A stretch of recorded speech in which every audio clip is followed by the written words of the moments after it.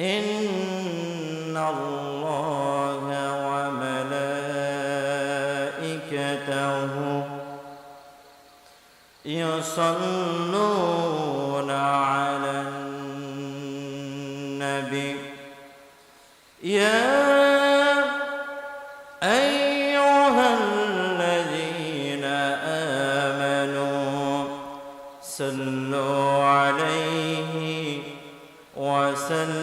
وسلموا تسليما আমার সঙ্গে বলুন اللهم صل على محمد وعلى آل محمد كما صليت على إبراهيم وعلى آل إبراهيم إنك حميد مجيد اللهم بارك على محمد وعلى آل محمد كما باركت على إبراهيم وعلى آل إبراهيم إنك حميد مجيد বাবা তুমি কেমন আছো ছোট মাটির ঘরে তোমার কথা হৃদয় মাঝে পড়ছে বারে বারে বাবা তুমি কেমন আছো ছোট মাটির ঘরে তোমার কথা হৃদয় মাঝে পড়ছে বারে বারে বাবা গো বাবা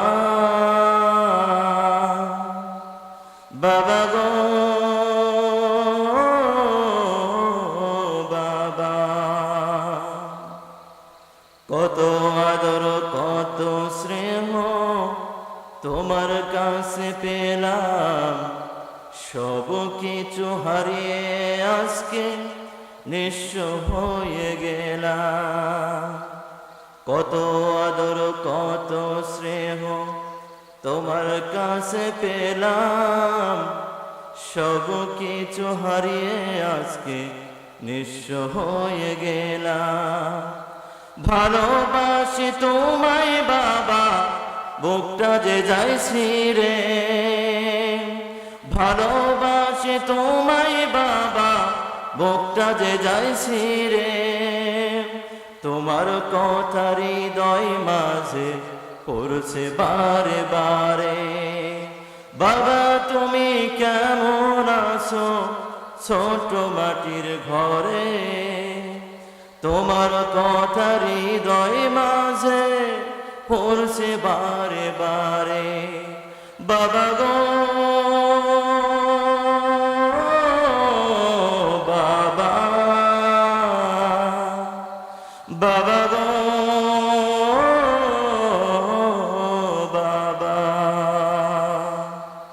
তোমার মতো আপন কেহ পাই না তো আজ খুঁজে তাই তো আজ ঘুমের ঘরে অশ্রুতে যাই ভিজে সুখে থেকো পরম সুখে জান্নাতের ভিতরে সুখে থেকো পরম সুখে জান্নাতের ভিতরে তোমার কথা হৃদয় মাঝে পড়ছে বারে বারে বাবা তুমি কেমন আছো পারবেন না আমার সাথে বলেন তো দেখি বাবাকে তো ভালোবাসেন সবাই ভালোবাসেন তো ইনশাআল্লাহ বাবা তুমি কেমন আছো ছোট মাটির ঘরে তোমার কথা হৃদয় মাঝে পড়ছে বারে বারে বাবার কথা মনে পড়ে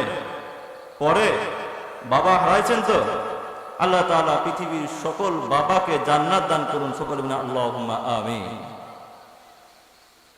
সম্মানিত উপস্থিতি, সর্বপ্রথম আমরা সেই মহান আল্লাহ সুবহানাহু ওয়া তাআলার দরবারে শুকরিয়া আদায় করি। আল্লাহ রাব্বুল আলামিন কোরআনুল কারীমের মধ্যে সর্বপ্রথম যে সূরার নামটা কি, সূরাতুল ফাতিহা, সর্বপ্রথম নম্বর আয়াতের মধ্যে আল্লাহ রাব্বুল আলামিন বলে দিলেন আলহামদুলিল্লাহি রাব্বিল আলামিন।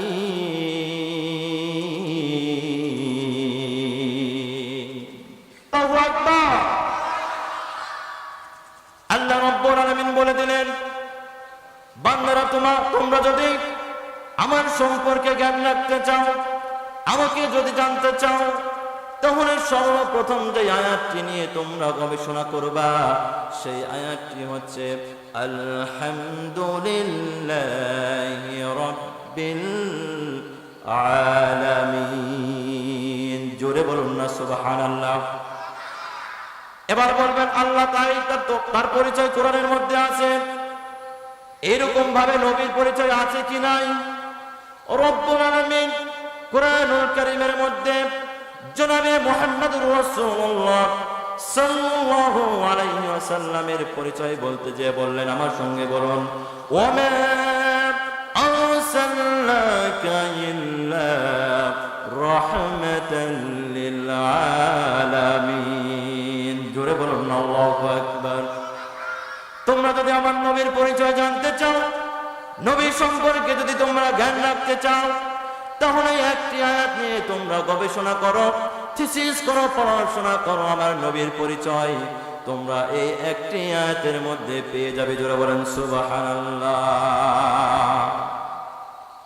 আল্লাহ সম্পর্কে জ্ঞান রাখা, রাসূল সম্পর্কে জ্ঞান রাখা আমাদের দরকার আছে কি না? আছে কি না? যদি না রাখেন কি হবে? কিছুক্ষণ পূর্বে আমাদের এখানে পুরস্কার বিতরণের অনুষ্ঠান হলো, তাই না? আমাদেরকে রব্বুল আলামিন দুনিয়ার বুকে এক্সামের হল, পরীক্ষার হল হিসাবে এই পৃথিবীকে দিয়েছে। কথা বলুন ঠিক কিনা? এই পরীক্ষাতে যারা কৃতকার্য হবে, প্রথম স্থান অধিকার হবে, যারা জান্নাত পাবে, তাদের জন্য এইরকম পুরস্কারের ব্যবস্থা করে রেখেছেন কি রাখেন নাই?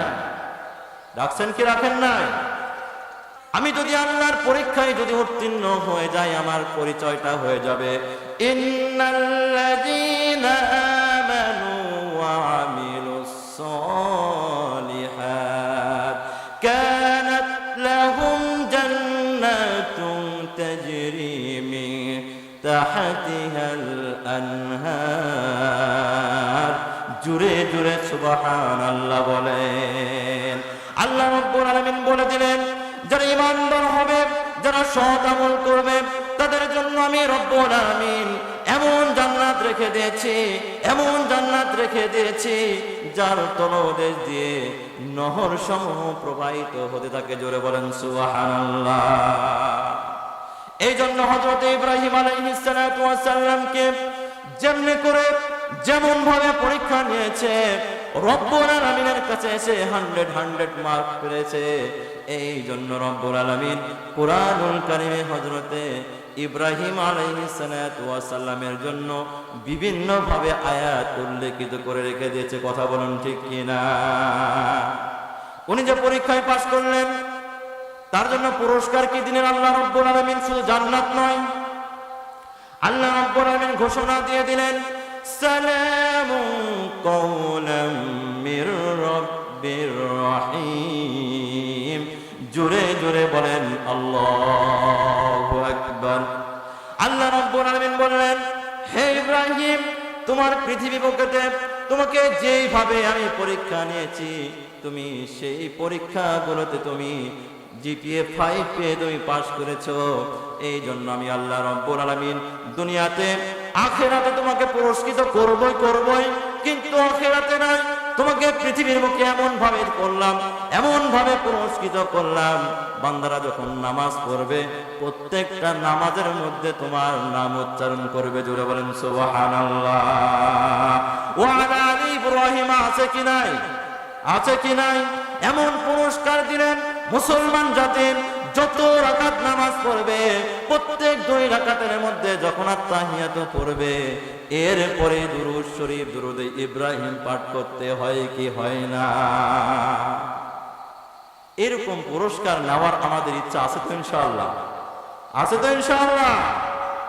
সুতরাং আমরা যদি খাঁটি মুসলমান হতে চাই, আমরা যদি জান্নাতে যেতে চাই, আমাদেরকে প্রতিনিয়ত সেকেন্ডে সেকেন্ডে মিনিটে মিনিটে ঘন্টায় ঘন্টায় আল্লাহ তাআলার ইবাদত করতে হবে। কথা বলুন ঠিক কিনা?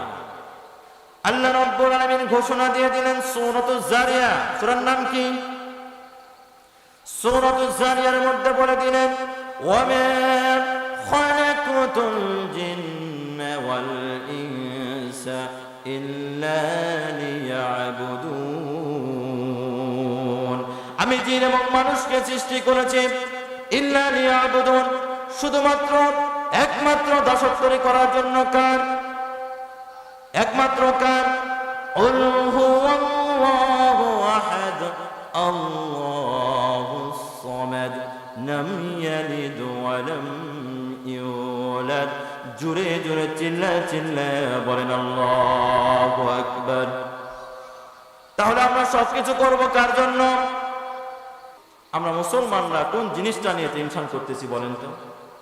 সেটি হচ্ছে কোন গরু অথবা কোন ছাগল আমরা কিনবো, কেনার পরে ওই বস্তু দ্বারা কোরবানি হবে কি হবে না, এটাই তো আমাদের মনে টেনশন। কত টাকা দিয়ে কোরবানি করব, কত হাজার হলে আমার কোরবানি হতে পারে, এগুলো টেনশন আছে কি না? আছে তো? কথা বলতে হবে, আছে তো? সমর্থ আছে থাকার পরেও কোরবানি করলো না, আল্লাহকে রাজি খুশি করার জন্য কোনো বস্তু কোরবানির দিকে গেল না। আল্লাহ রাসূল সাল্লাল্লাহু আলাইহি ওয়াসাল্লাম বললেন ওই ব্যক্তি যেন ঈদের ময়দান পর্যন্ত না যায়। জোরে বলেন নাউজুবিল্লাহ। নাউজুবিল্লাহ কেন বললেন? কারণ হচ্ছে কি, হাদিসের মধ্যে এসেছে কোন ব্যক্তি ঈদের দিন আল্লাহু আকবার আল্লাহু আকবার তাকবীর দিয়ে ঈদের ময়দানের দিকে গেল, যাওয়ার পরে ঈদের নামাজ পড়লো, খুতবা শুনলো, ইমাম সাহেবের সঙ্গে সবকিছু করলো, এই নামাজ যদি কবুল হয়ে যায়, পবিত্র ঈদের নামাজ যদি কবুল হয়ে যায়, রব্বুল আলামিন বললেন ঈদের নামাজের বিনিময়ে বান্দার জীবনের সমস্ত গুনাহ খাতাগুলো আমি আল্লাহ মাফ করে দিই। অন্য হাদিসের মধ্যে এসেছে একজন শিশু যখন দুনিয়ার বুকে জন্মগ্রহণ করে, ঠিক যেমন ভাবে যেমনি করে নিষ্পাপ অবস্থায় থাকে, ঠিক একই রকম ভাবে একজন ব্যক্তি ঈদের নামাজ যদি কবুল হয়ে যায়, সঙ্গে সঙ্গে ওই রকম নিষ্পাপ অবস্থায় হয়ে যায়। জোরে বলেন সুবহানাল্লাহ। তাহলে এই ঈদের জামাতে আগে যাওয়ার দরকার আছে কিনা? আছে কিনা? আল্লাহ রাব্বুল আলামিন বলে দিলেন লা ইয়ানালাল্লাহু লুহুমুহা ওয়ালা দিমাউহা ওয়ালাকিন ইয়ানালুহুত তাকওয়া মিনকুম। তোমরা যে কোরবানি করো, সেই কোরবানির রক্ত, সেই কোরবানির মাংস, এই সব কিছু আমি রব্বুল আলামিন চাই না। তোমাদের কাছ থেকে একটি জিনিস চাই, সেটি হচ্ছে কি ওয়ালাকিন ইয়ানালুহুত তাকওয়া মিনকুম। তোমাদের মধ্যে তাকওয়া নামের যে জিনিসটি রয়েছে, এই জিনিসটি যার যত ভালো হবে, কোরবানি আল্লাহ রাব্বুল আলামিনের কাছে তারটা ততই উত্তম হবে। জোরে বলেন আল্লাহু আকবার। তাহলে কোরবানি করার পূর্বে তাকওয়া পরিষ্কার করা দরকার আছে কি নাই? মানুষ দেখানোর জন্য আমি উট কোরবানি করব, আমি এলাকার এমপি সাহেব তাই 10টা কোরবানি করব, আমি অত্র এলাকার চেয়ারম্যান এই জন্য কি করব 10টা গরু কোরবানি দেব, এই কোরবানি রব্বুল আলামিন চাই না। রব্বুল আলামিন যেটি চাই সেটি হচ্ছে ওয়ালাকিন ইয়ানালুহুত তাকওয়া মিনকুম। তোমাদের মধ্য থেকে তাকওয়া নামের যে জিনিসটি রয়েছে, এই জিনিসটি রব্বুল আলামিন তোমাদের কাছ থেকে চায়। তাহলে নিয়ত করতে হবে, তাকওয়াটা পাকা রাখতে হবে যে আমি কুরবানি করতেছি শুধুমাত্র একমাত্র আল্লাহ তাআলার জন্য। কথা বলুন ঠিক কিনা? 10টা গরু কুরবানি করবেন আর ওই গোস্ত নিতে যে 10টা ফকির সেখানে মারা যাবে, হেডলাইন হবে যে অমুক এমপি অমুক মন্ত্রী 20টা গরু কোরবানি দিয়েছে, সেই গরুর গোস্ত নিতে যে সেখানে 10টা ফকির মারা গেছে।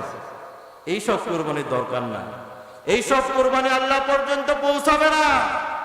কোরবানি যদি দিতে হয় সর্বপ্রথম আপনাকে যে জিনিসটি খাস নিয়ত করতে হবে, আপনার তাকওয়াটা আপনাকে কি করতে পরিমার্জিত করতে হবে। যে তাকওয়া দিয়ে কোরবানি করলে সেই কোরবানি আল্লাহ পর্যন্ত পৌঁছাবে। কথা বলুন ঠিক কিনা? বারে বারে কোরবানি আসে মাংস ছাড়ে না। কথা বলুন ঠিক কিনা? বারে বারে কোরবানি আসে মাংস ছাড়ে না। কোরবানি করে আমি কবুল হয় নাকি সেটা জানি না। কথা বলুন ঠিক কিনা? বারে বারে কোরবানি করে মাংস ছাড়ে না, কোরবানি হয় নাকি সেটা জানি না। এই কোরবানির দিয়ে কোনো লাভ নেই। ইমাম সাহেব নতুন ভাই বাজি দেখেছে, চাকরি হয়ে গেছে। সর্বপ্রথম দিন যখন আলোচনা করে, প্রথম দিন আলোচনা করেছে ঘুষ নিয়ে। কি নিয়ে? ঘুষ নিয়ে আলোচনা করেছে। মুসলমান ভাইরা, আপনারা ঘুষ খাবেন না, ঘুষ দিবেন না, ঘুষের আশপাশে যাবেন না। এইরকম ভাবে যত রকমের হাদিস কোরআন আছে সব রকম নিয়ে আলোচনা করেছে। এবার হুজুরকে ধরেছে। কে ধরেছে? মসজিদের সভাপতি ধরেছে। হুজুর, আপনি ওয়াজ করলেন, আপনার ওয়াজ অনেক সুন্দর লেগেছে, কণ্ঠ অনেক সুন্দর, কিন্তু আপনি যদি শুধুমাত্র ঘুষের আলোচনা না করতেন, অন্য জান্নাত জাহান্নাম নিয়ে যদি আলোচনা করতেন, আপনার আলোচনাটা আরো সুন্দর হতে। জোরে বলেন নাউজুবিল্লাহ। ইমাম সাহেব এবার ভাবলো যে আমি তো গরিব মানুষ, আমি যদি সুদ নিয়ে আলোচনা করি, আর বোঝা গেছে যে এই মসজিদের যে সভাপতি সেই সুদারু, তাহলে তো আমার চাকরি টিকবে না। সে পরের দিন ঠিক করে আসছে যে এখানে তো মহিলারা নামাজ পড়তে আসে না, আমি পর্দা সম্পর্কে আলোচনা করব। কি সম্পর্কে? পর্দা সম্পর্কে আলোচনা করব। এবার আলোচনা করলো, ভাইরা আমার, মায়েরা আমার, বন্ধুরা আমার, আপনারা যদি আপনার এলাকার মা বোনদেরকে যদি পর্দা না করান, তাহলে কিয়ামতের দিন আপনাকে জাহান্নামের মধ্যে যেতে হবে। পাশে থেকে সেক্রেটারি করছে, মানে হুজুর এইদিকে আলোচনা করেন না, যা বলছেন বলছেন, থেমে যান। হুজুর বুঝতে পারে নাই যত রকমের হাদিস রয়েছে, যত রকমের পর্দা নিয়ে আলোচনা করার দরকার সব কিছু করেছে। মসজিদের সেক্রেটারি সাহেবের মাথা গরম হয়ে গেছে। এবার হুজুর যখন নামাজ শেষ করেছে, হুজুরকে ধরেছে, হুজুর আপনার আলোচনা প্রথম দিন যেমন ভালো ছিল, আজকের আলোচনা তেমন একটা ভালো হয় না। এবার ইমাম সাহেব বলছে, ভাই গতদিন থেকে তো আমি আজকে আলোচনা আরো ভালো করেছি। বলছে, ঠিক আছে আপনার আলোচনা ভালো, সুর ভালো, কণ্ঠ ভালো, সবই ভালো, কিন্তু পর্দার আলোচনাটা না করতে পারতেন না? আপনার ভাবি তো বাজারে টাজারে যায়, আমি অনেক ব্যস্ত মানুষ, ব্যবসায়িক মানুষ, আপনার ভাবি মাঝে মাঝে বাজারও করতে হয়। তো নেক্সট টাইমে যখন আলোচনা করবেন পর্দার আলোচনাটা করবেন না। এবার ইমাম সাহেব তৃতীয় দিন চিন্তায় পড়ে গেছে, সুদ নিয়ে আলোচনা করলেও সমস্যা, পর্দা নিয়ে আলোচনা করলেও সমস্যা, তাহলে আমি আলোচনা করব কি নিয়ে? তাহলে যুবকরা আমার প্রতি খুশি থাকুক, আমি আজকে বিয়ে নিয়ে আলোচনা করব।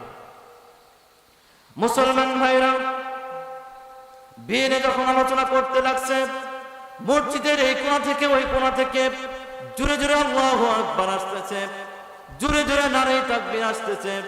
ইমাম সাহেব মনে করেছে অনেক সুন্দর আলোচনা হচ্ছে, এইদিকে পিছন থেকে একজন গলা খাকার দিচ্ছে, এইভাবে শব্দ করতেছে মসজিদের সহ সভাপতি। জোরে বলেন সুবহানাল্লাহ। এবার নামাজ শেষ, ইমাম সাহেব এসে বলছে, ইমাম সাহেব গত 2 দিন আলোচনা করলেন, পর্দার আলোচনা করলেন, ঘুষের আলোচনা করলেন, মন ভরে গেছে, তৃপ্তি লেগেছে আপনার আলোচনা শোনার জন্য। আজকে যখন বিয়ে নিয়ে আলোচনা করতেছেন, আজকের আলোচনা 3 দিনের চাইতে আজকে একটু নরমাল আলোচনা হয়েছে। আর ব্যাপারটা তো জানেন, আমার মেয়ে রাজশাহী ইউনিভার্সিটিতে পড়ে, বয়স হয়ে গেছে, এমনিতেই লোকজন বলতেছে মেয়েকে বিয়ে দিই না, বিয়ে দিই না, বিয়ে দেই না। আজকে আপনি আবার এই আলোচনা ধরেছেন, সামনের দিন নেক্সট টাইম আপনার বিয়ে নিয়ে আলোচনা করবেন না। এবার বলেন ওই ইমাম সাহেব চাকরি টিকাইতে পারবে? পারবে? পারবে না। ইমাম সাহেব ভাবলো এমনিতে ৬,০০০ টাকা বেতন পায়, এই চাকরি যদি হারাই তাহলে তো আমার আর চাকরি হবে না।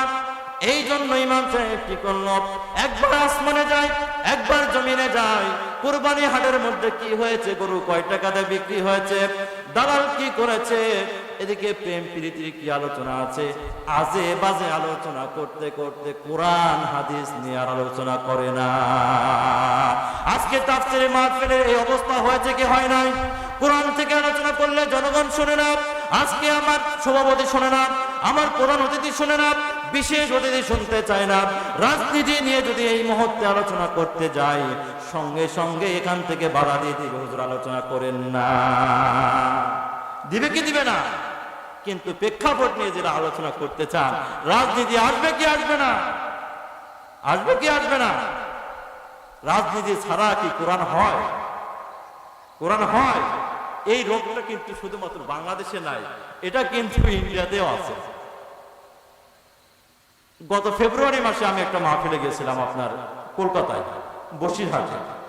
এভাবে বসেছি, কানের কাছে এসে বলতেছে, ভাই 2 দিন পরে কিন্তু আমাদের ধর্মসভার আপনার ইলেকশন, আপনি ভোট নিয়ে কিছুতে বলেন না, ইলেকশন নিয়ে কিছু বলেন না। আমি বললাম, কে ভাই, এখন তো আমার ইলেকশনের টাইম, আমি একজন আলেম হিসাবে আপনাদেরকে কোরআন থেকে বলে যাব যে কাকে ভোট দিবেন আর কাকে দিবেন না। বলছে, ভাই এত আলোচনা দরকার নাই আপনার।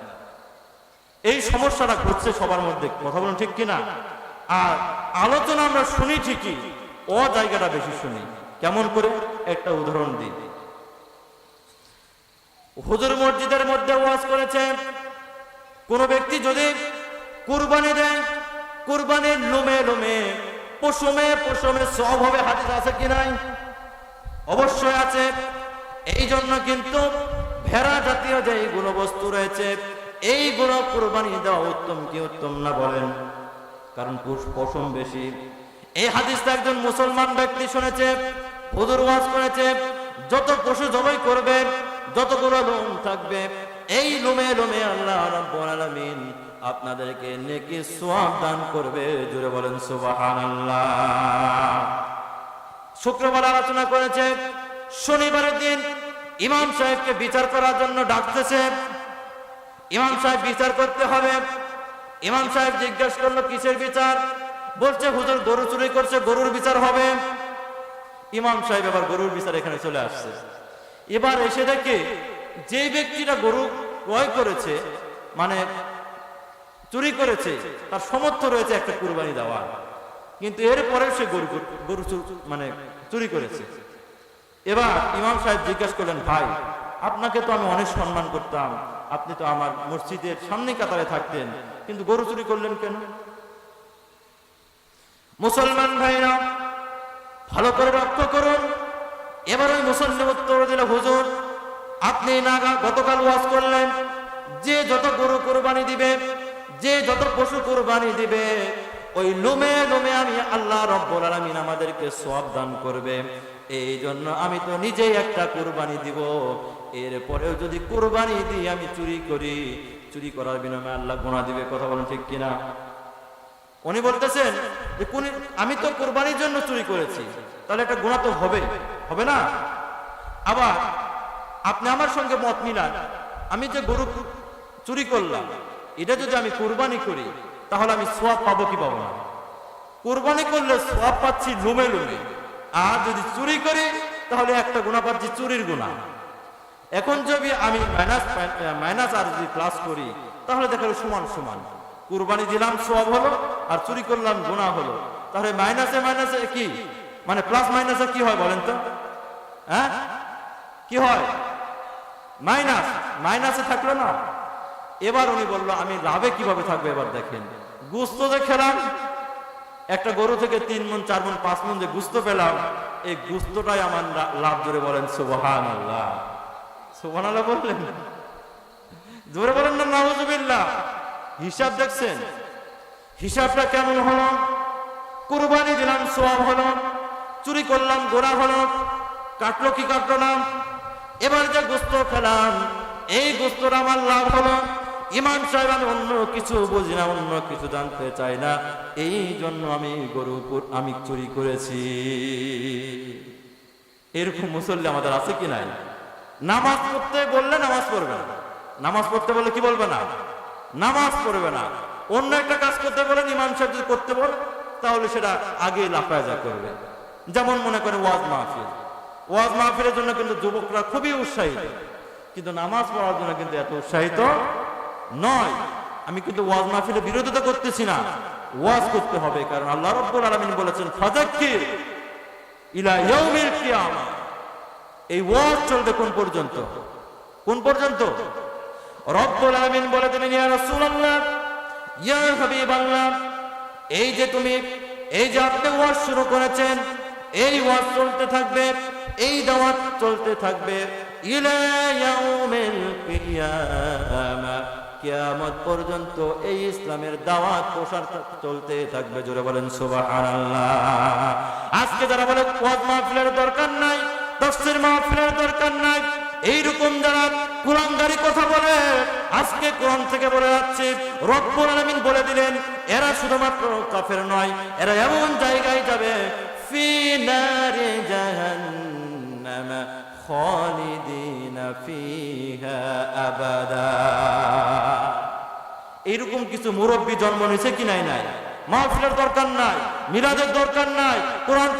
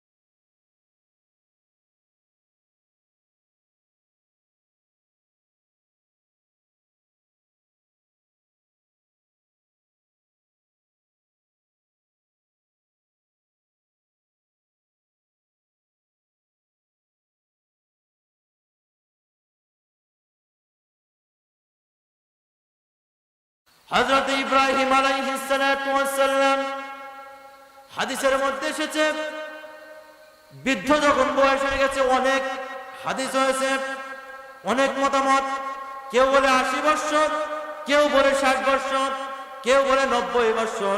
আমরা কোনো মতামতের মধ্যে নাই, আমরা একটা কথার মধ্যে যাই, যখন বৃদ্ধ হয়ে গেছে এরপরেও হযরত ইব্রাহিম আলাইহিস সালাতু ওয়াস সালামের সন্তান হয় না।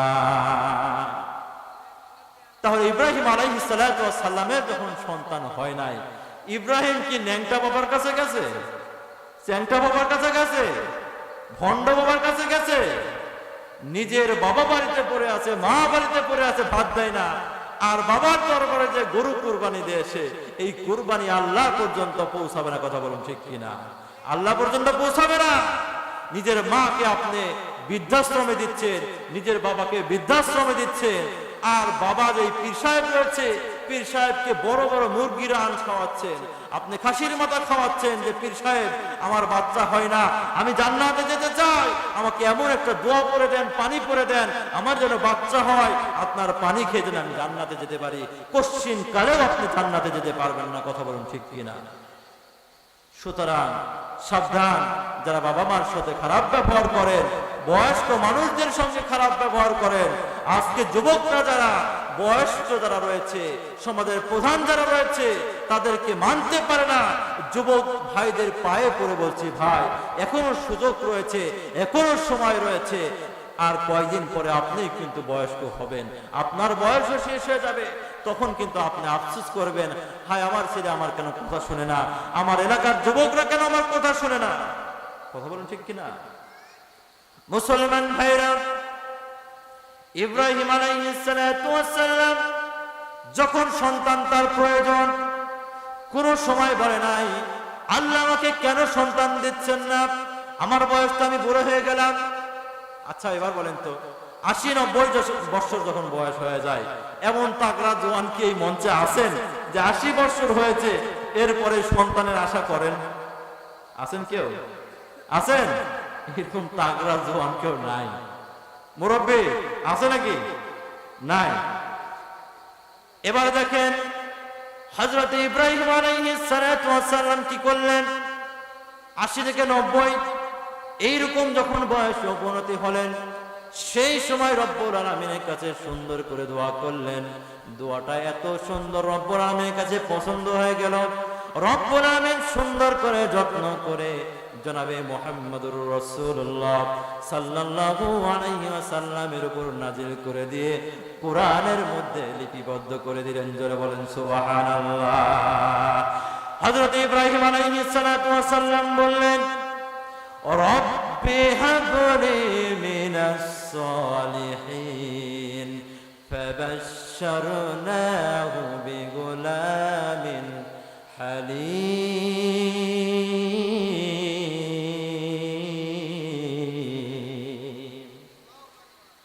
আমরা দোয়া করতেছি, আমাদের দোয়া কবুল হয় না। হযরত ইব্রাহিম আলাইহিস সালাতু ওয়াস সালাম দোয়া করলেন, রব্বি হাবলি মিনাস সালিহিন, হে আমার প্রতিপালক, রব্বি হাবলি মিনাস সালিহিন, নেককার আমলওয়ালা যে ব্যক্তি, যে বান্দারা রয়েছে, সেই বান্দাদের থেকে একটা বান্দা, একটা সন্তান আল্লাহ যদি আমার কপালে থাকে আমাকে দান করুন। কার কাছে চেয়েছে? আল্লাহর কাছে দরখাস্ত করলেন, রব্বি হাবলি মিনাস সালিহিন, হে আল্লাহ নেককার সন্তানদের মধ্য থেকে একটি সন্তান আমাকে দান করুন। বয়স কত বছর ইব্রাহিমের? কত বছর? এই বয়সে আমরা তো দ্বিতীয় বিয়ে করারই চিন্তা ভাবনা করি না, আর উনি সন্তানের আশা করতেছে কার কাছে? কার কাছে? এবার দেখেন, বান্দা যেমন তার প্রতিপালকও তেমন, বান্দা যেমন তার প্রতিপালকও তেমন। দরখাস্ত করলেন আর সঙ্গে সঙ্গে রব্বুল আলামিন তার উত্তর দিয়ে দিলেন। জোরে বলেন সুবহানাল্লাহ। উত্তরটা আল্লাহ রব্বুল আলামিন কুরআনুল কারীমের মধ্যে লিপিবদ্ধ করে রেখেছেন। জোরে বলেন সুবহানাল্লাহ। ফাবাশশারনাহু বিগুলামিন হালিম।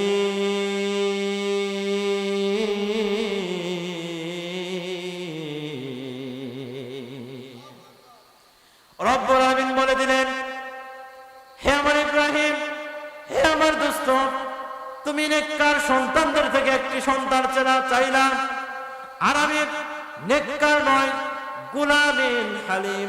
রব্বুল আলামিন হালিম শব্দের অর্থ হচ্ছে কোমল থেকে কোমলীয়, কোমল থেকে কোমলীয়। কোমল যেটা হয়, সফট নরম যেটা হয়, এর চাইতেও যেটা উত্তম হয়, সেই হালিম সন্তান থেকে আমি রব্বুল আলামিন তোমাকে একটা সন্তান দান করলাম। জোরে বলেন সুবহানাল্লাহ।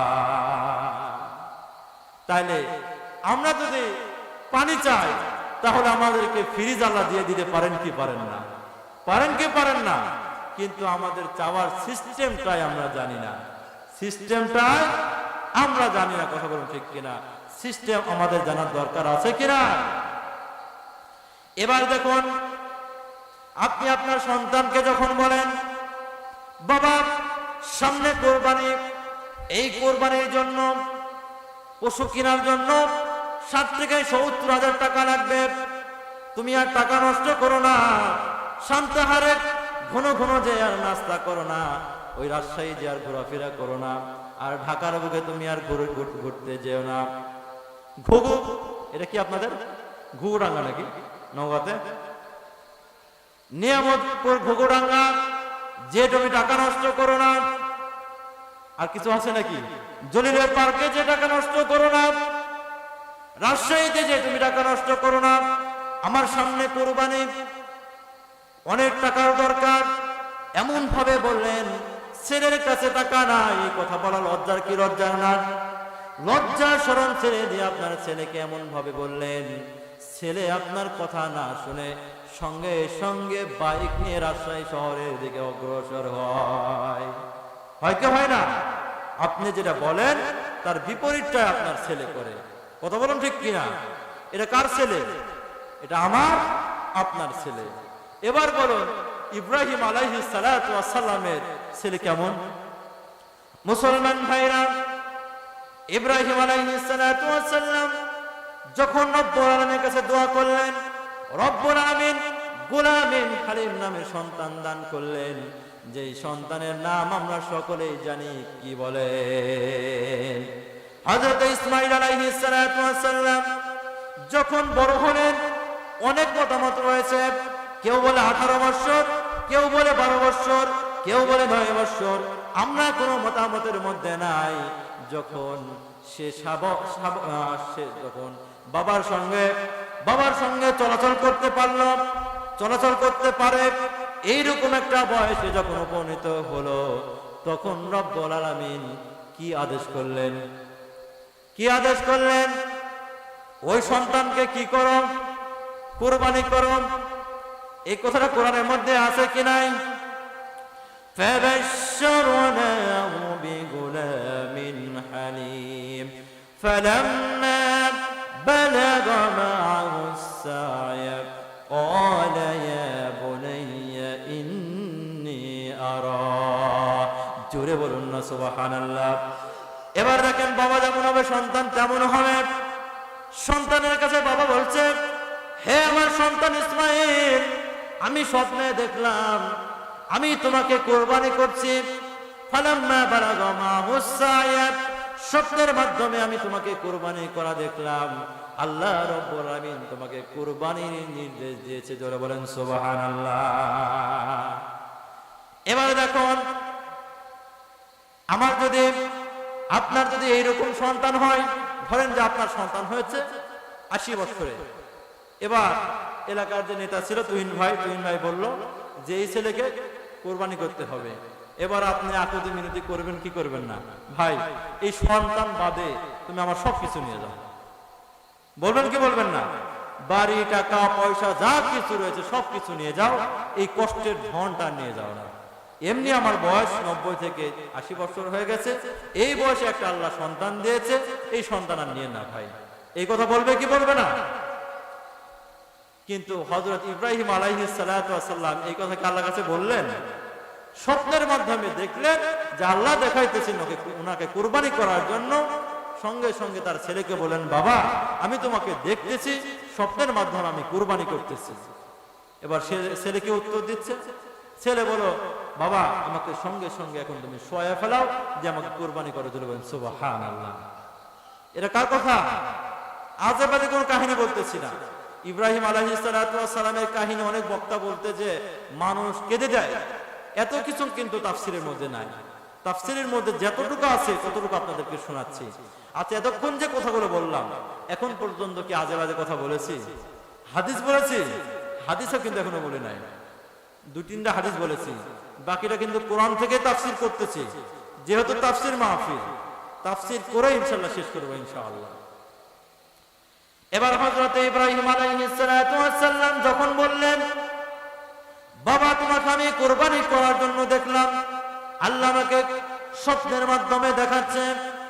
হযরত ইব্রাহিম আলাইহিস সালাতু ওয়াস সালাম এই কথা বলার সঙ্গে সঙ্গে তার সন্তান বললেন, বাবা তোমাকে যেই আদেশ করা হয়েছে সেই আদেশ তুমি প্রতিপালিত করে। জোরে বলেন সুবহানাল্লাহ। জোরে বলবেন না সুবহানাল্লাহ? শুধু তাই নয়, কোরআন আয়াত যেটা প্রমাণ করে, হযরত ইসমাঈল আলাইহিস সালাতু ওয়াস সালাম বললেন, সাতাজিদুনি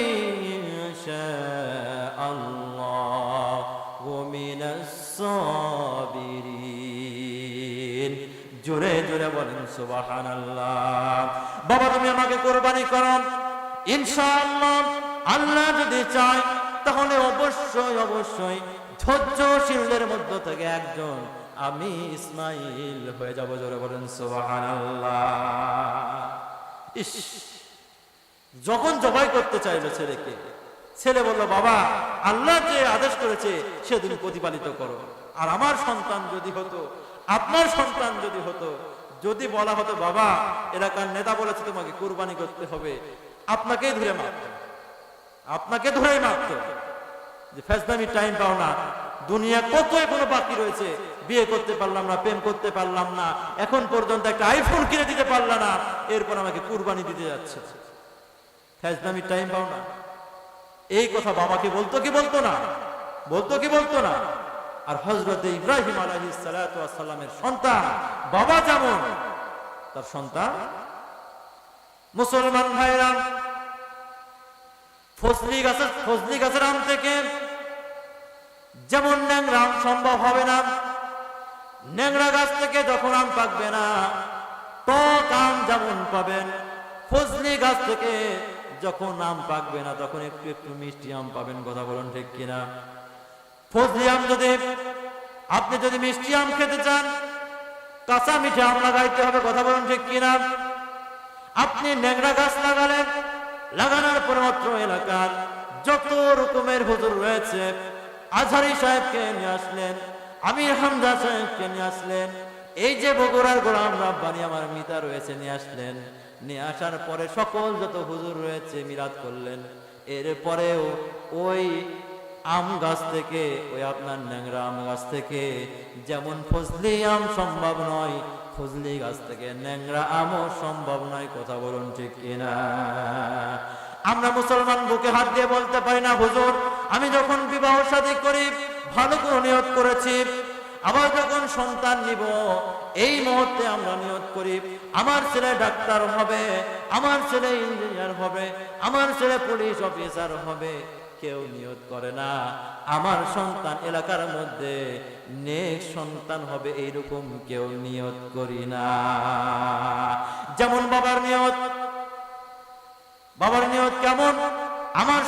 আমার যখন সন্তান হবে বিশেষ ক্যাডার হবে, বড় বড় অফিসে চাকরি করবে, বাবার দোয়া কবুল হয় কি হয় না? বিশেষ ক্যাডার হয় কি হয় না? এই বিশেষ ক্যাডার হওয়ার পরে, সরকারি চাকরি হওয়ার পরে ঢাকা শহরে চলে যায় কি যায় না? বাবা বৃদ্ধাশ্রমে, বাবার চিকিৎসা দরকার, ছেলে সময় পায় না ডাক্তারখানা আসার জন্য, ছেলের বউ সময় পায় না আসার জন্য। এই যে আপনি উল্টা পাল্টা দোয়া করেছিলেন আমার ছেলে সরকারি চাকরিজীবী হবে, ইঞ্জিনিয়ার হবে, ডাক্তার হবে, কিন্তু নেককার সন্তান হবে, এই দোয়া কেউ করেন না। তাহলে সন্তান তো ওইরকমই হবে। আল্লাহর কি দোষ আছে?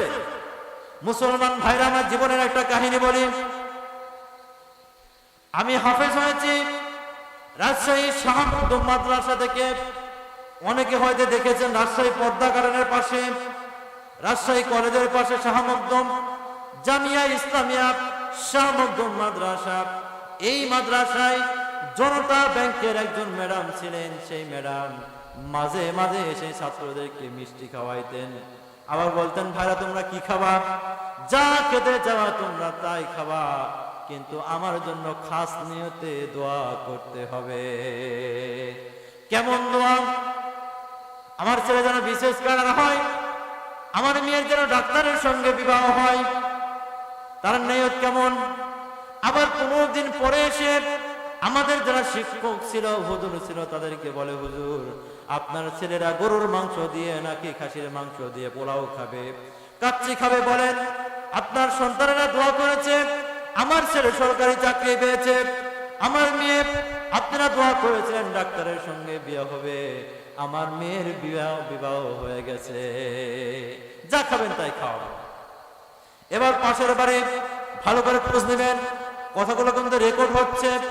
রাজশাহী শাহমখদুম দরগাপাড়া, এখানকার একজন ব্যক্তির সন্তানাদি আমেরিকায় থাকে। কোথায় থাকে? আমেরিকায় থাকে। এবার বলেন আমেরিকায় যদি বড় হয়, বড় বড় পাঞ্জাবি পরবে, জুব্বা পরবে, দাড়ি রাখবে, রাখবে না কেন? সেখানকার কালচার এরকম নয়, ন্যাংটা চ্যাংটা কালচার আমেরিকার বুকে। কথা বলুন ঠিক কিনা? আমেরিকায়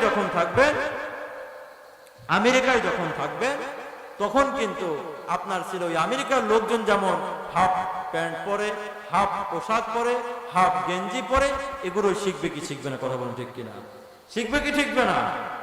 এখন ওই বাবা ওই মা এসে হুজুরদেরকে বলে হুজুর 2 কোরআন খতম করবেন। কয় কোরআন? 2 বার, মানে 60 পারা কোরআন করবেন ছাত্রদেরকে দিয়ে। আপনি 60 পারা কোরআন মানে 30-30-60 এই খতম করে নিয়ে আপনার বাচ্চাদেরকে দোয়া করে দিতে বলেন, যেন এই ন্যাংটা চ্যাংটা আর পরিবেশে না থাকে, সে যেন আমাদের মুসলমানের কালচার ধরে রাখে।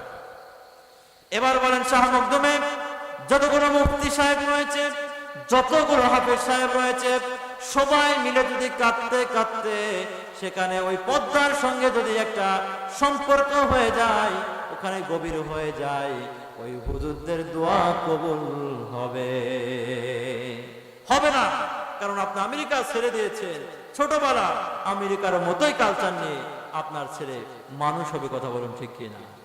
সুতরাং আপনাকে ভাবতে হবে, আপনাকে এখনই ডিসিশন নিতে হবে, আমার ছেলেকে কি করতে যাচ্ছি, আমার ছেলেকে কিভাবে তৈরি করতে যাচ্ছি। আজকে অনেকে মাদ্রাসা দেখতে পারে না, মাদ্রাসার মাহফিল হলে সহ্য করতে পারে না, মাদ্রাসার 2 টাকা দান সহ্য করতে পারে না। 2 টাকা দান করলে সেখানে আবার বলে হুজুরেরা বড় লোক হয়ে যাচ্ছে। আরে ভাই আপনি আসুন, মাদ্রাসার মধ্যে বসুন, মাদ্রাসায় কত টাকা খরচ হয়, মাদ্রাসাতে আপনার ছেলেকে দেন, মাদ্রাসায় আপনি সময় দেন। আমরা হুজুরেরা কেউ দায়িত্ব নিতে চাই না। আপনারা দায়িত্ব নিয়ে প্রত্যেকটা এলাকায় একটা করে মাদ্রাসা প্রতিষ্ঠিত করুন, যেখানে হযরত ইসমাঈল আলাইহিস সালাতু ওয়াস সালামের মতো একজন করে হাফেজে কোরআন, আলেমে কোরআন তৈরি হবে। কথা বলুন ঠিক কিনা? কথা বলুন ঠিক কিনা? সময় যখন শেষ হয়ে যাবে, এরপরে যদি আফসোস করেন, সেই আফসোস করার কিন্তু কোনো লাভ আসবে না। তখন শুধুমাত্র গান গাওয়া যাবে, শুধুমাত্র আপনার গজল গাইতে পারবেন। আমার কি হবে উপায়,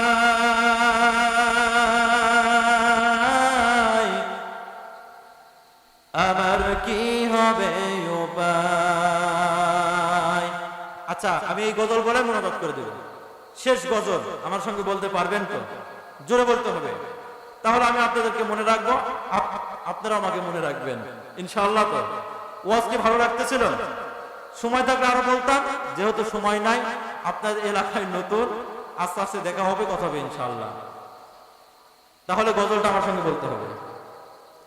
আমার কি হবে উপায়,